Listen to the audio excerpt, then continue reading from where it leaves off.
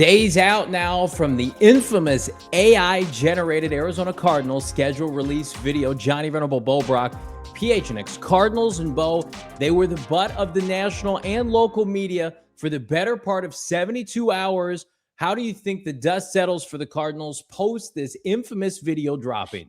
No, I think it's the Cardinals finding new lows in the 2026 offseason when you didn't think it was possible after – having to part ways with Jonathan Gannon after 3 seasons and going, 3-14, a new record for losses in a season for the Cardinals that you thought, should be achieved in 2026 when they had, playoff aspirations. But you get away from that, a dragged on coaching search. Sure, they landed on the right guy in Michael LaFleur, but then a debacle of a free agency. And then, it's been a messy offseason to say the least. And then for them to kind of drop the ball like they did, I'm not going to get, caught up in the minutia of like social media and why it fell flat, but it just kind of points to kind of not paying attention to the details that goes into running an organization in 2026. Yeah, you and I talked a little bit about it on Friday's show and off air. It doesn't feel like they know how to be a successful NFL franchise in the year of our football lords, like 2026. Like, I think if you look back to like this franchise or any NFL franchise in like the 80s, the 90s, hell, even like the early 2000s, like the barometer was different. It was so more heavily predicated on just the product on the field, right? And then you would hear things about certain owners, but like everything is magnified now, Bo, and it's like NFLPA grades with social media, combination of all of that. We have so much more information. And, as the league becomes more and more profitable, more as a franchise, you're expected to check off, right? Yeah. Like this wasn't an option for teams, hell, even 10 years ago. It's in vogue now. People look for it. People look forward to the schedule release. You can't fall flat on your face and outright fail it like they did and not expect dire consequences. So I think like it is very much like the perfect encapsulation to a nightmarish offseason. We talked about it on Friday's show. It's like last team to hire a coach, NFLPA grade 31st. All those rumors and rumblings we heard about, people not wanting to come here. Then they had a little bit of mojo as it relates to like, okay, but we're putting in the new facility, but it's a couple years away. Not incident, but the standoff. You were there with Michael Bidwill saying, I'm the team president. We're not going to hire another one. The horrendous free agency. And now this, they have been exposed this offseason. And as you mentioned, like, I didn't think that they could get more exposed than they had been. Hell, than like 2023, 2024, but we hit new lows seemingly every offseason. Yeah, it's pretty astounding, right? Like when you think, okay, we've weathered the storm for the most part, like the bad part's done, and we can continue to kind of try to refocus on the team that's actually going to take the field in 2026 and beyond, and how to get that product to where it needs to be, because that's the biggest thing that's missing, right? If you were to win football games and then all this other stuff was going on where you fell short, it wouldn't amplify it nearly as much. Like if you had finished the job, if you had taken this team in a 3-year rebuild and shown that you continue on the right path and the direction and the needle is pointed up, then people would just say, okay, I've got trust that this organization has people inside the building that are going to get us on the right track and continue to take us to the right spot.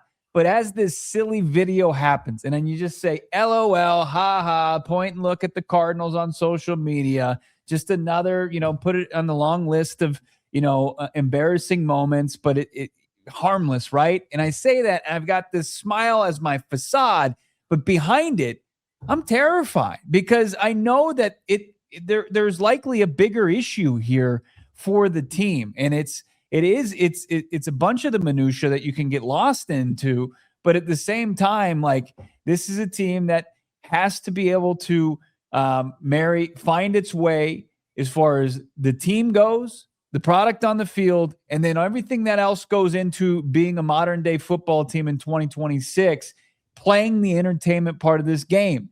And if you can't do any of it at least half like the midway level, then you've got to, I think, reevaluate some things. It's not just trying to figure out, hey, do we have the right coach in place? Hey, do we have the right, general manager? Is our front office up to snuff? Hey, do we have the right quarterback? It's like we're struggling in every facet. And I think that you can't point to any area and say, hey, this is up to snuff. Yeah.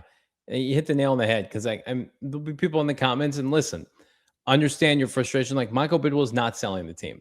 So Bo and I are not going to sit here for 10, 15 minutes and dissect that when he's made it clear he's not selling the team.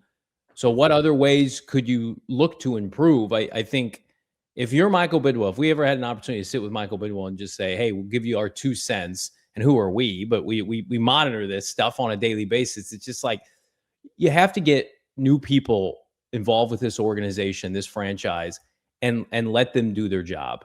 And let them do their job at a high level. And that's not to say, like, I'm sure they have good people that work there. We know some of them that maybe are being overruled. Like, that happens in any organization. But people in prominent leadership roles, I mean, if you're doing something for so long and it's just not working, it might be time for a pivot, or at least rethinking how you choose to operate, right? And so I look at this as the most recent example. And I don't want to call for people's jobs, but like, between this and just like the team's messaging in general, they're not a modern day NFL franchise like these other franchises, especially in their own division.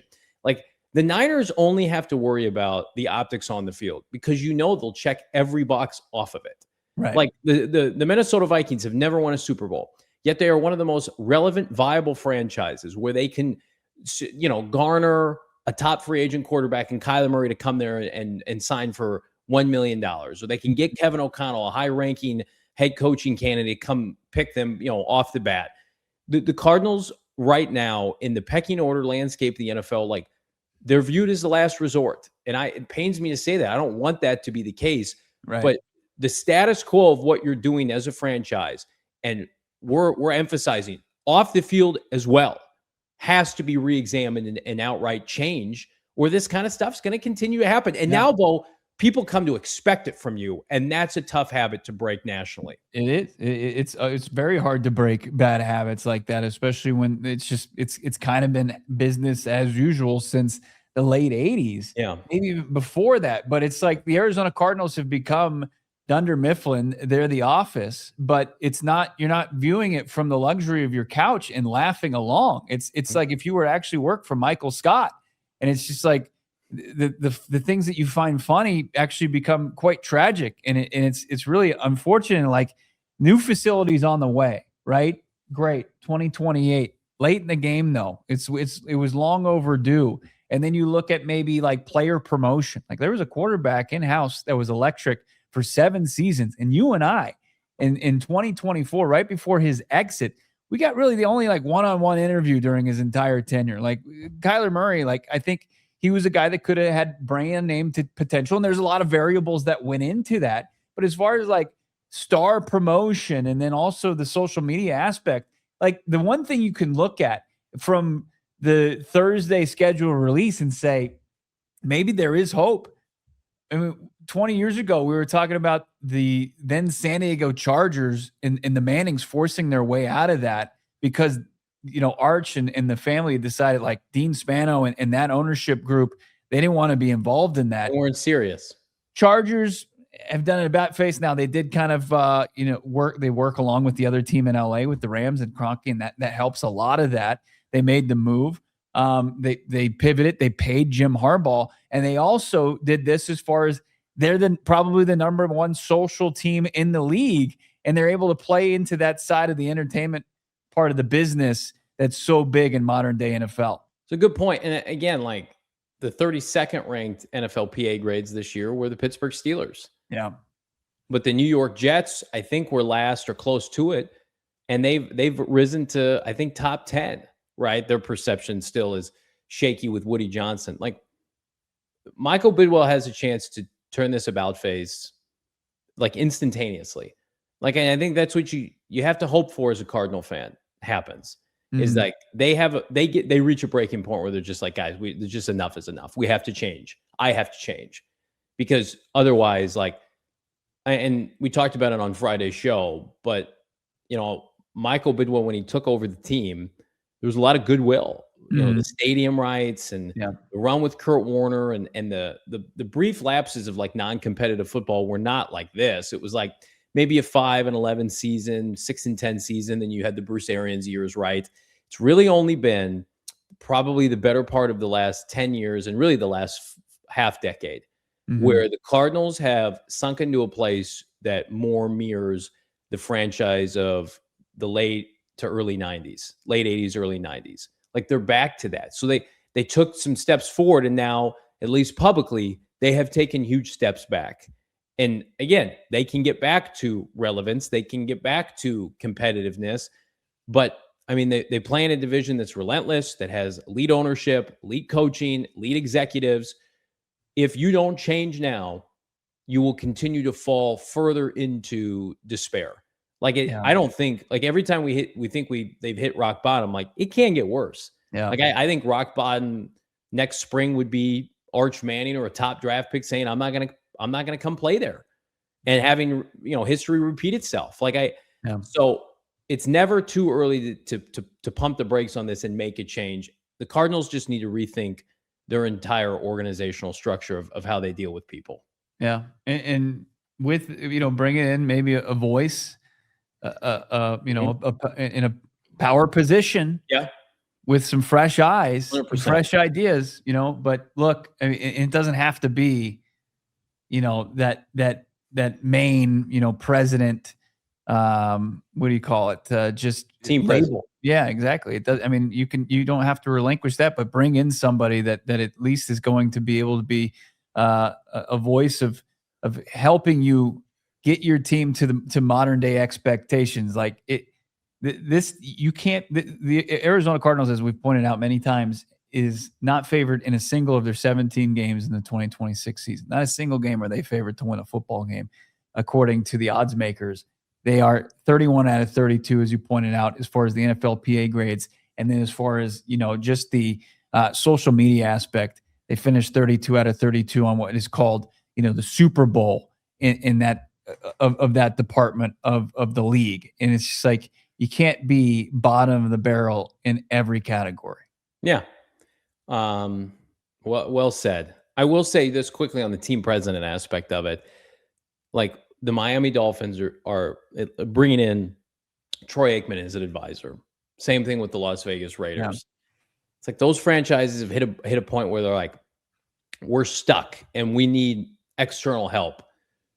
It's like somebody dealing with an addiction. Like, they have to admit first that they have a problem before you can't force anybody to do it. Like, we come after them daily. I think that they take it, on the chin. I mean, we try to be respectful. They take it on the chin nationally. See some of the other local outlets, not coming to their defense. Like, they'll have to reach a breaking point where they wake up and they say to themselves, like, this isn't working. We have major issues, as you've outlined, top to bottom. We literally can't do anything that doesn't seem ridiculed. And they're going to have to go out and pay somebody handsomely to come in here and fix this mess, because it's a mess again, unfortunately. Yeah. You don't have to give up the title. But go out there and obviously invest in trying to get this product to where it needs to be with the rest of the 31. Like, we're having a serious conversation on the heels of a easily memeable and funny video that fell completely flat and fell on its face the other day. The schedule release blunder isn't the main example. It's far from it. Not even close. But it's one of many, and it highlights the lack of attention to detail in the most popular league going. What do you think? What's the Cardinals' way out of this? What's their solution? Like we said, nobody's selling. So let's actually have a conversation in what the Cardinals can do to dig themselves out of this hole. Drop a comment, leave a like, and of course, subscribe to PHNX Sports here on YouTube.